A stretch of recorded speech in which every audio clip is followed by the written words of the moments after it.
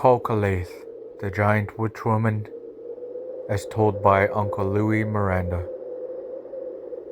Shortly after I arrived up to Squamish to be with my mother, we would be at someone's home where there were many children. In the evening, the children would continue running in and out of the house, and several times I would hear one of the parents say, "You children had better come in and be quiet. If not, the Kalkalilh, the giant witch woman, will come and take you all away." I noticed that the children would all become quiet. So one night after one of these visits, I asked my mother, why were the children so afraid of the word Kalkalilh? My mother said, in the long ago there was supposed to be a huge woman who used to roam around in the woods. She had her home away up in the mountains.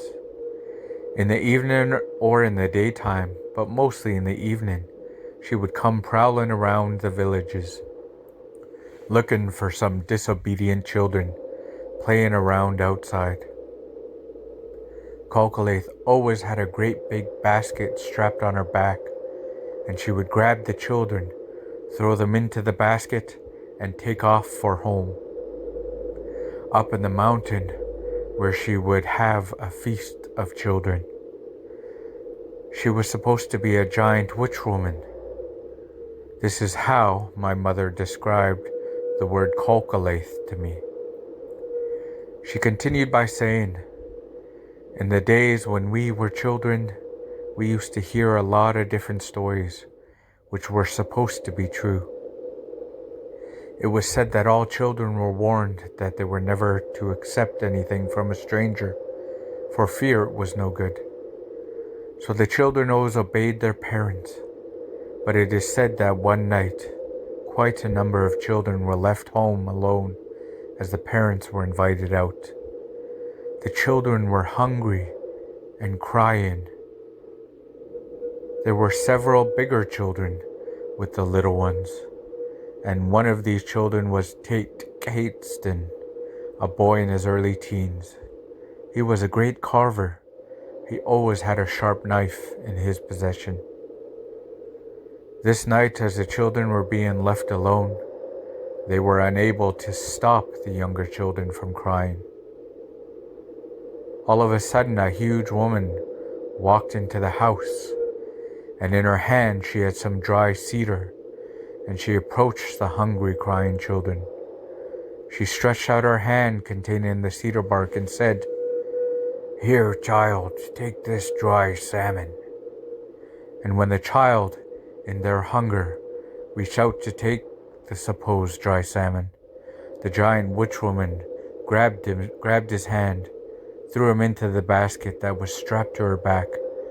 She took all of the little and some of the bigger ones, including Tate Cateston. She struck off up to her home in the mountains. Then, with his handy knife, Tate Cateston started to cut a hole in the bottom of the basket.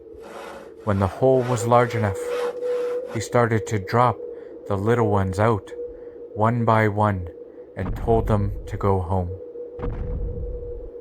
As each child would hit the ground with a thump, the Kalkalilh would say, "What was that, Tate Cateston?"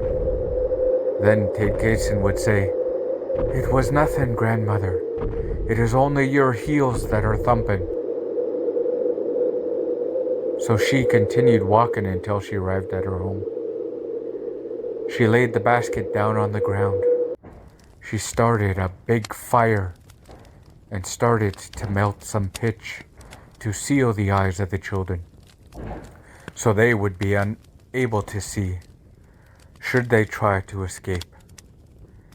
As she was melting the pitch, Tate Cateston told all the children that as she starts to smear the pitch on their eyes, that they were to close their eyes real hard, and as soon as she leaves them, that they are to put their head down. And as she leaves them, they are to put their head down and open their eyes. Once their eyes are opened, they were to close it just so it would not again get sealed. So when the giant witch woman came with the pitch, each one did as Tate Cateston had told them. And sure enough, it worked. When the giant witch woman finished smearing the eyes of the children, she spoke to a skull which was rolling on the ground and continued on laughing. Then she sat down and started to paint her face in preparation of dancing to celebrate the great feast she was going to have. And as she went out for a while, Tate Cateston told the other children to be ready if she, the giant witch woman, came between them and the fire. They were to all jump and shove her into the fire, for the fire was not on the ground level. It was in a pit. When she came in, she started to dance, and while she was dancing, the skull kept laughing and rolling on the ground. She danced on the opposite side of the fire from the children. Then Tate Cateston said, "Come closer to us, grandmother, as you are dancing." She did so. She came between the children and the fire. They all jumped and shoved her into the roaring hot fire that she had going. As soon as her hair hit the fire, the lice on her head went up like a big puff of smoke. So after that, there used to be a bunch of small birds that flew straight upwards, and they are referred to as the lice of the giant witch woman. She hit the fire. She screamed, "Tate Cateston, come and help me!" Tate Cateston had the fire tongs, and he kept pushing her further into the fire, and he kept saying, "I am trying to help you." The skull kept rolling around, almost tripping some of the children. As it came close to Tate Cateston, he gave it a kick, and it landed in the fire. Even at that, the children could still hear it laughing. So Tate Cateston gathered all the children and brought them all home.